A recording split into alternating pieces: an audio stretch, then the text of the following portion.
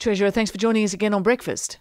Good morning, Fran. Treasurer, doesn't the public and now published email trail show beyond doubt that preferential treatment was given to John Grant, who also happens to be a friend and a neighbour of the Prime Minister? No, they don't, Fran, and I stand 100% behind the statements that I've made to Parliament about this matter. But Senator Abetz was simply breathtaking. He read a fake email into the Senate Hansard only last Friday, and this fake email goes to the core of the smear campaign being conducted by Malcolm Turnbull against both the Prime Minister and myself. And I think Mr Turnbull has a very, very strong case to answer. What is he doing in this dirty tricks campaign that he's conducting to smear the Prime Minister and the Treasurer with a fake email? He said he had the email, he said he had documentary evidence, and now he's running away from that at 1,000,000 miles an hour. With respect, Treasurers, there's two streams of emails being followed here, and now the opposition is focusing on a string of emails between your office and a Treasury official, which seems to indicate pretty clearly that there was preferential treatment given to an inquiry and request from John Grant. Well, what we have out there are emails between my office and the Treasury. It is the case that there are more emails, there are more correspondence in the system because there were other representations made to the Treasury. Some car dealers went directly to the Treasury. There are many companies that received as much, if not more assistance than Mr Grant, because Mr Grant was handled by the Treasury in the way in which they were handling other companies. If I could just quote... Will you release these emails? Well, there are commercial and confidence matters here. There is a full Auditor General investigation which will go through all of these. But could I just draw your attention to the comments yesterday from Mr Delaney from the Motor Traders Association of Australia, and this is what he had to say. The treatment that Mr Grant, a member of mine, got was no different from the treatment of all of my other members, that the treatment they got on my intervention on their behalf to Mr Gretsch. They were all treated in the same way and for the same good reason. There was no other way to do these things. In fact, I think Mr Grant has been treated less well because he went to the Treasurer. Now, that's the statement from Mr Delaney, because you see, Fran, what people aren't talking about here is what was going on at the time. There was a major crisis in terms of finance for car dealerships. We were dealing with this. This was an extraordinary situation. It had big implications for the viability and survivability of a number of businesses. It would flow right down the auto chain, right through to the manufacturers.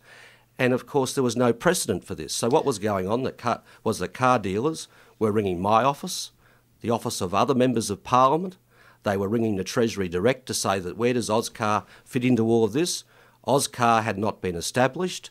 And of course, what the Treasury was doing, because they were talking to the finance industry itself to assess which firms were staying, which firms were going, they had some idea of those firms that were staying, that may be in a position to offer finance to viable dealerships, and they were then putting dealerships in contact with finance companies. Yeah, but Treasurer, that's what was going on. What people find hard to understand is that Treasury officials in meetings with the big banks over massive amounts of funds are personally raising individual companies. I mean, basically what you're saying is at this time, if any small business person contacted you, he might expect you to have a senior Treasury official raise it with the bank and with you and with the head of Treasury being kept personally appraised of this progress. That seems ridiculous. No, what is ridiculous is the characterisation of that. Treasury officials were raising the situation of individual companies with finance companies for the reasons that I explained before. Now, there's been 2 points that have been made here that I think I need to deal with. The first one is that Mr Gretsch used to CC his correspondence to the head of his department. I'm told Mr Gretsch did that on numerous matters. This was what was not unique. Now, Senator Abetz then sought to say that because an update was sent to my home fax on a Friday evening, this meant that I took a special interest in the case. Fran, I was receiving updates on the state of the industry and on representations right through this period. Had I been in Canberra when that particular update was done, it would have been put in my in-tray. And when I went through my in-tray at some later date, say at 6 a.m. in the morning, as I've done on many occasions, I would have read it. There is no electronic record of all the work that we were doing at that time, dealing with the car industry or individual representations, and nothing unusual at all about the fact that an email may have went to my house on a Friday evening when I was in Brisbane, because if I'd been in Canberra, it could well have gone into my in-tray. What so seems there is nothing unusual? extraordinary about it. No, there's nothing unusual about that. People who are claiming it's unusual simply don't quite understand the hours that ministers work, how they communicate with their office, where they communicate with their office, and the difficulties that distance plays in all of that. With respect, Treasurer, it does seem unusual that this kind of personal attention is given. Let me read you one email from your staffer to the Treasury official. Thanks, Godwin, great work. Just so you're aware, these emails are also going to the Treasurer's home fax. He made a point of mentioning that. I think for you to clear this up, you must release some of the other emails dealing with the other car dealerships in order to prove that there is no special treatment here for John Grant, which is what you claimed in the Parliament. Well, there is no special treatment for John Grant, and Well, that is you what need has to been prove it. demonstrated by... Well, it's already been proved by Mr Delaney, who has said that he has been corresponding with the Treasury and his dealerships were dealt with in a similar way to Mr Grant. And by the way, Mr Grant was one of his members. And the bottom line here is that Mr Grant received absolutely no assistance from Auscar in the end, or from Ford Credit.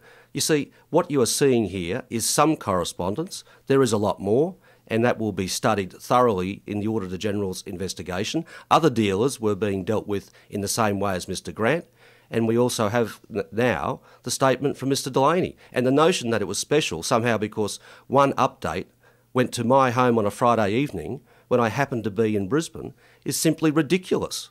So it is still your claim that John Grant and his application, his request, received no special treatment, no treatment different to any other car dealer who might have made a call to you? John Grant was referred to me by a Member of Parliament. I spoke to him for a couple of minutes and referred him to a DLO, who then referred him on to the department. That's the way the referrals were being done when they were coming through my office. When they were going through other offices, that is the way they were done. They were referred to the Treasury, and then the Treasury dealt with them. Just finally, Treasurer, there's all sorts of calls being made from both sides of politics for heads to roll, Prime Minister, the Treasurer, the opposition leader. In your view, is this got overheated? I mean, is the government still insisting, for instance, that Malcolm Turnbull should resign?